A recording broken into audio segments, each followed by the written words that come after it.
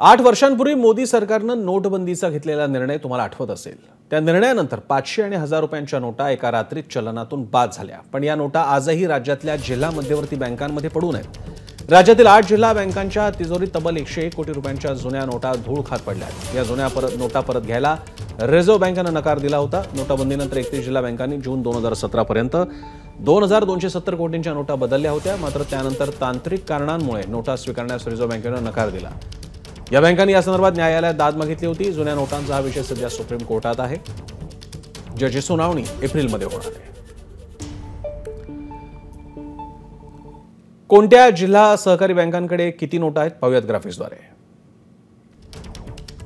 कोल्हापूरमध्ये जवळपास 25 कोटी रुपयांच्या नोटा आहेत। पुण्यामध्ये 22 कोटी रुपयांच्या नोटा, नाशिकमध्ये 21 कोटी रुपयांच्या जुन्या नोटा, सांगलीत 14 कोटी, अहमदनगरमध्ये 11 कोटी 70 लाख, नागपूरमध्ये 5 कोटी रुपयांच्या जुन्या नोटा आहेत, वर्ध्यामध्ये 78 लाख रुपयांच्या या जुन्या नोटा आहेत, अमरावतीत 11 लाख रुपयांच्या नोटा आहेत।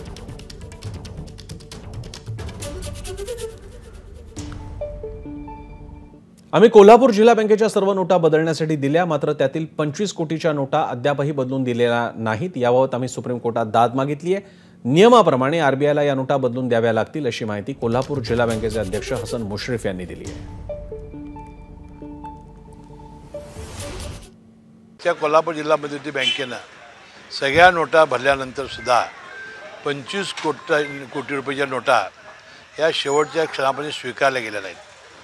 त्यावेळी आम्ही आरबीआयकडे तक्रार केली होती, आम्ही अर्थमंत्र्यांच्याकडे तक्रार केलेली होती। अशा एकूण राज्यातल्या बऱ्याच बँका आहेत, परंतु 25 कोटी रुपये या नोटा आमच्या जिल्हा मध्यवर्ती बँकेच्या आहेत। त्यामुळं आम्हाला नफ्यातून तरतूद करावी लागली आणि आता हा सुप्रीम कोर्टामध्ये आम्ही यासाठी दाद मागितलेली आहे।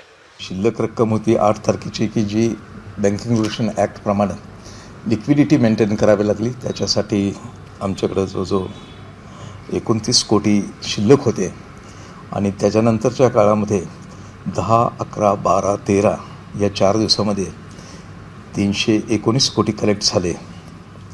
त्याच 4 दिवसाच्या कालावधीमध्ये नॅशनलाइज बँकांच्या ज्या करन्सी चेस्ट होत्या त्यांनी 29 कोटी स्वीकारले आणि त्यातून आमच्याकडे जी शिल्लक राहिलेली होती त्यातले 349 कोटी जे एकत्रित होते त्यातले 320 कोटी 12 जुलै 2017ला जे आफ्टर सम पिरियड ह्या आरबीआयने स्वीकारल्या आणि 21 कोटी अद्यापही आमच्याकडे शिल्लक आहेत।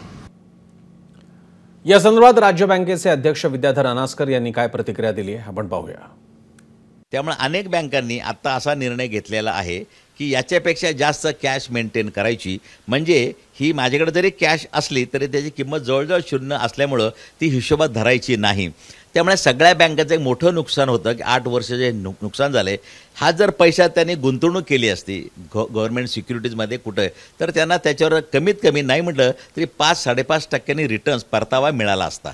तो 8 वर्ष त्यांचं नुकसान तर आहेच, प्लस उद्या जर काही निकाल या बँकेच्या बाजूने लागला नाही तर या बँकांना तेवढी रकमेचा लॉस होणार।